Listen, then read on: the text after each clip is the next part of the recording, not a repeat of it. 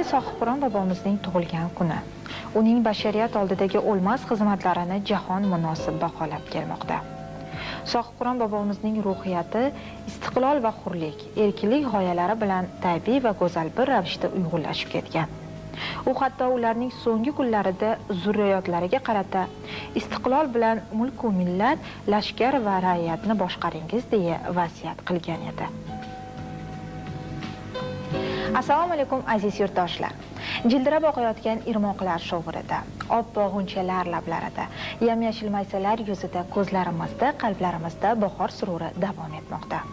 Yaxshilik bilan yomonlik esa yonma-yon. Lekin ularning barchasida inson o'z aqli va tafakkuri bilan ezgulikka intiladi va ana shu ezgu harakatlari bilan yaxshilikni yomonlikdan ajratib oladi.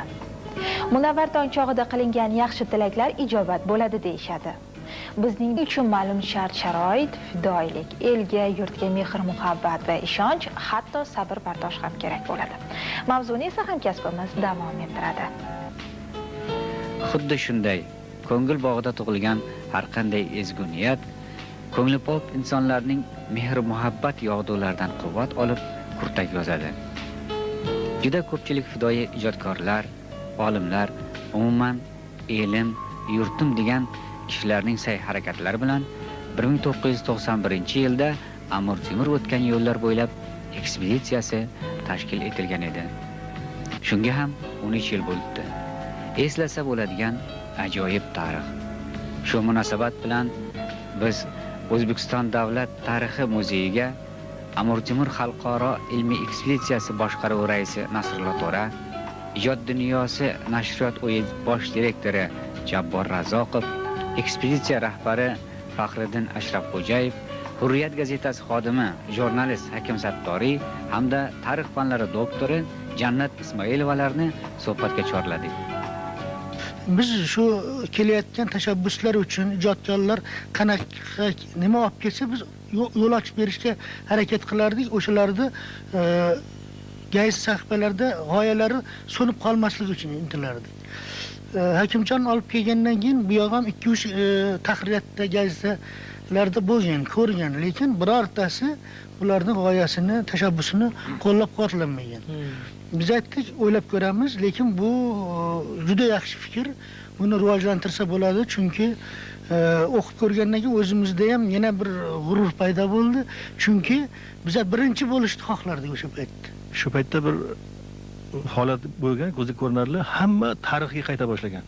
U ajdodlarni eslagan, o'tmishni eslagan, shu biz kimmiz, kimlarning farzandimiz deb bir o'sha o'zini tanish shu tarzda namoyon bo'lgan. Biz gumrohlikda haligi mavhumlikda saqlangan edik-da. Keyin shu fikrlarimni o'zimcha qiynalib haligi yurdimda, keyin maqola yozdim. Maqolani o'zimcha mana shu qo'lyozma turibdi. Shaxsiy mulohaza deb rukun qo'yib, Amir Temur izlari bo'ylab yoshlar yurishi uyushtirilsa, yo'l og'ir bo'ladimi degan savol qo'ydim. Keyin bu maqolani yozib, mashinkalatib hamkasblarga ko'rsatdim. Endi Yo'ldosh Ismoilov, bizni qo'shni turadilar, yana boshqalarga ko'rsatdim. Ular o'qib chiqdi. Juda ma'qullashdi, yaxshi gaplar, lekin bularni gazetalar bera olmaydi dedi. Chunki o'sha paytda qanchalik o'sha haliga ko'tarilgan bo'lsa ham, lekin qo'rquv sharpasi hali yo'qolmagan edi odamlarda. Shu Amir Temur bobomiz haqida ham shu mulohazalar bilan bu murakkab shaxs, tabiati ziddiyatli shaxs, bir shunaqa bir yo'nalishlarda gaplar bo'la boshlagan edi. Keyin bu maqolani endi qaysi nashrda e'lon qilish muammosi paydo bo'ldi. To'g'risi 2-3 kishilar bilan maslahatlashdim, lekin hech kim jur'at qila olmaydi. Hozir biroz vaqt borga o'xshaydi, shoshmaylik, u bu deb. Har holda Jabor aka umid uyg'otdilar, yaxshi mavzu ko'tarilibsan. Buni berish kerak edi. Biz masalan Amir Temurni tanimasak o'zimizni taniy olmaymiz degan yaxshi gaplarni gapirib, mana ruhlantirib chiqarib yubordilar. Keyin maqola e'lon qilindi. Yaxshi kutib olishdi jamoatchilik. Mana o'sha paytda keyin xatlarni ham olib qo'yganman mana shu yerda. Endi o'sha paytda haqiqatan bir odamlarda uyg'oqlik paydo bo'lgan ekanda, bu chiqqan maqola bez ketmadi. Mana shuncha bir o'sha xatlar, mana shu 30 ga yaqin xatlar bir qismi endi bu butun respublika bo'yicha kelgan. Hatto qo'shni Qirg'izistondan, bu yog'i Tojikistondagi qo'shni rayonlardan, tumanlardan ham xatlar kelgan o'quvchilar. Har jasoratli olimlar arasida ya'ni bularni o'tkazgan daraxtini hozir biz mevasini to'playapmiz desam bo'ladi. O vaqtda qancha qiyinchiliklar bilan bu ishlarni bunyodga keltirishibdi. Bizga bugun bo'lsa davlatda o'zi yordam beryapti, yeriga kelib dastaklab quvvatlayapti. Har tomondan bizning ishimiz bularning ishlaridan ko'ra juda ham osonroq. Ammo yana ham bir millatni otasini Ulug' Amir Temurni ekspeditsiyasini yuritish jahon bo'yicha yanada oson bir ish bo'lmasa kerak deyman. Bu mavzuda akalarimdan yana men yordam talab etaman. Nimaki bularni bunyod etgan narsasini yana ilgari ko'tarishda loyiq bir inson bo'lish g'ayratidaman. O'shaning uchun bularning yordamlari hamisha bizga kerak bo'ladi deb o'ylayman. Nasr aka, men tushundim gapingizni. Ekspeditsiya shu paytgacha faqat yurtimizda qayerda Amir Temur bo'lgan bo'lsa, qaysi manzillarda bo'lgan bo'lsa, yurtimizni o'rganib chiqishdi. Siz aytyapsizki, endi shu ekspeditsiya tashqariga chiqsa, xorijga chiqsa, faoliyatini kengaytirsa deyapsiz. Endi dunyoning bir ko'p joylarida Amir Temur bilan aloqali kitoblar bor, qo'lyozmalar bor, qilichlari bor, yuzuklari bor. Ya'ni bir ko'p joylarda bor. Faqat bularning hammasiga hozirgacha balki imkonimiz bo'lmagan edi, qo'limiz yetmagan edi. Lekin bugun Amerikada va Turkiyada Amir Temur'da dunyoning bir ko'p joylarida Amir Temur bilan shug'ullanadigan Temuriylar avlodlari ko'p. Buning yonida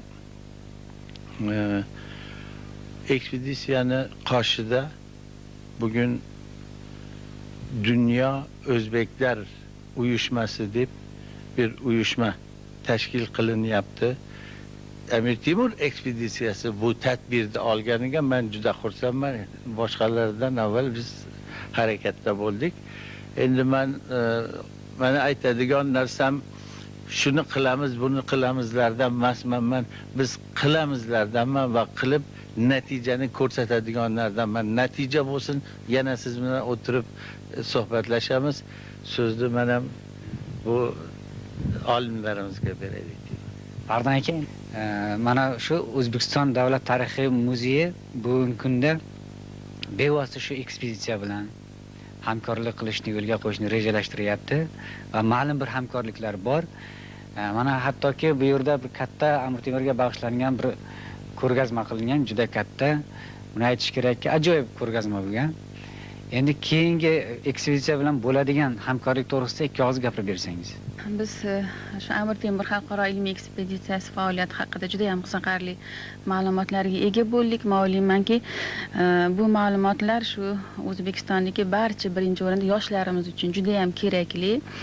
Mana shu muzeyda biz ishlaganimiz uchun yoshlarimizni ham mana shu muzeyga keladigan har bir fuqaromizni fikr mulohazalari ko'proq bizga ma'lum. Mana shu muzeyda alohida ekspozitsiya qilib ochilgan Temur va Temuriylar davri renesansida berganmiz. Aynan mana shu davr bilan qiziquvchi muxlislarimiz juda ham ko'p. Chunki o'zingizga ma'lum, mana shu sobiq Sovet davrida Amir Temur va Temuriylar faoliyatiga qanday baho berilgan va mustaqillik davrlarida biz mana shu bizning vatanimizni ochilmagan sahifalari, qirralarini qay tarzda ochib, qanaqa ma'lumotlar beryapmiz, farqi juda ham katta.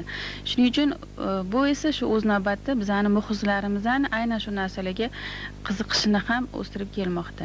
Shuning uchun men o'ylaymanki, aynan mana shu ilmiy ekspeditsiya a'zolari bilan O'zbekiston tarixi davlat muzeyini birgalikda shu hamkorlikda kelajakda ish olib borishi juda ham katta natija.